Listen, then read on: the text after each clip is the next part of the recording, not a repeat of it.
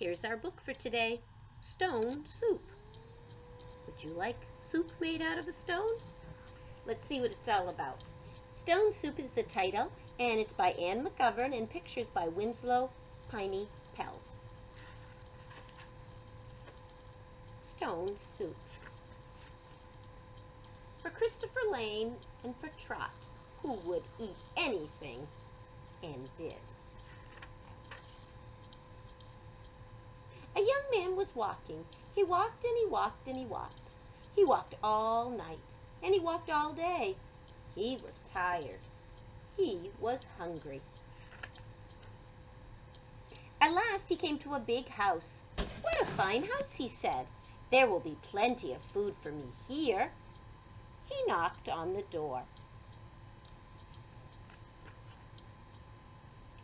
A little old lady opened it. "Good lady," said the young man, "I am very hungry. Can you give me something to eat?" "I have nothing to give you," said the little old lady. "I have nothing in the house. I have nothing in the garden." And she began to close the door. "Stop," said the young man. "If you will not give me something to eat, will you give me a stone?" "A stone?" said the little old lady. "What will you do with a stone? You cannot eat a stone." "Ah," said the young man, "I can make soup from a stone."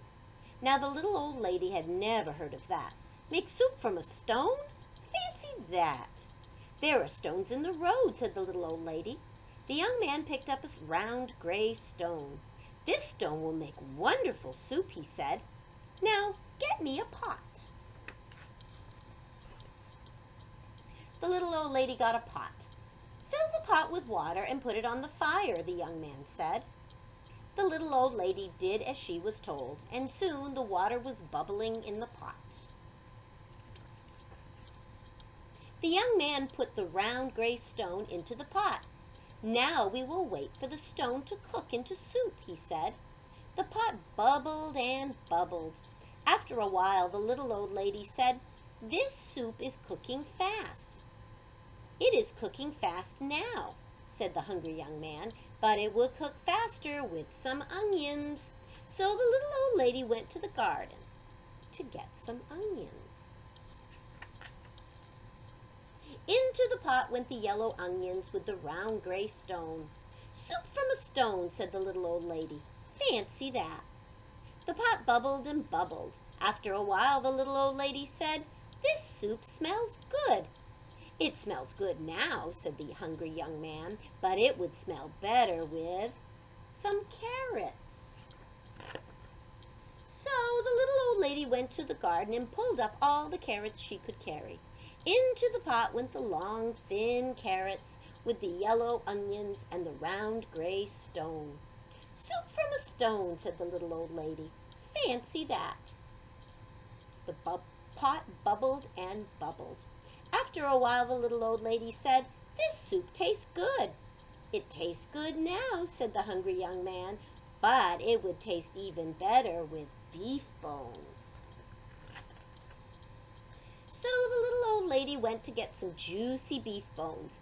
Into the pot went the juicy beef bones, and the long thin carrots, and the yellow onions, and the round gray stone. "Stone from a soup," said the little old lady. Fancy that! The pot bubbled and bubbled. After a while the little old lady said, "This soup is fit for a prince." "It is fit for a prince now," said the hungry young man, "but it would be fit for a king with a bit of pepper and a handful of salt." So the little old lady got the pepper and the salt. Into the pot went the bit of pepper and the handful of salt, with the juicy beef bones and the long thin carrots and the yellow onions and the round gray stone. "Soup from a stone," said the little old lady. Fancy that! The pot bubbled and bubbled. After a while the little old lady said, "This soup is too thin."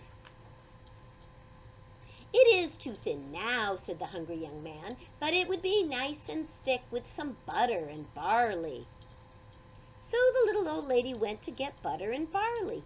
Into the pot the butter and barley went. with the bit of pepper and the handful of salt and the juicy beef bones and the long thin carrots and the yellow onions and the round gray stone.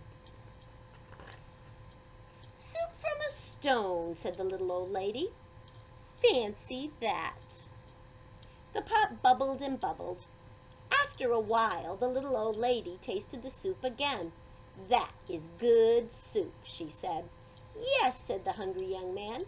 This soup is fit for a king. Now we will eat it.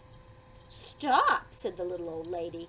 This soup is indeed fit for a king. Now I will set a table fit for a king. So she took out her best tablecloth and her best dishes. Then the little old lady and the hungry young man ate all the soup. The soup made with the butter and barley, the bit of pepper, the handful of salt, the juicy beef bones, and the long thin carrots, and the yellow onions, and the round gray stone.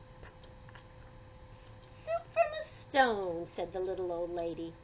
Fancy that. Now I must be on my way, said the young man. He took the stone out of the pot and put it into his pocket. Why are you taking the stone? Said the little old lady. Well, said the young man, the stone is not cooked enough. I will have to cook it some more tomorrow. And the young man said goodbye. He walked on down the road. He walked and he walked. What a fine supper I will have tomorrow, he said to himself. Soup from a stone. Fancy that. Maybe you can have it for dinner. Have a good day, boys and girls.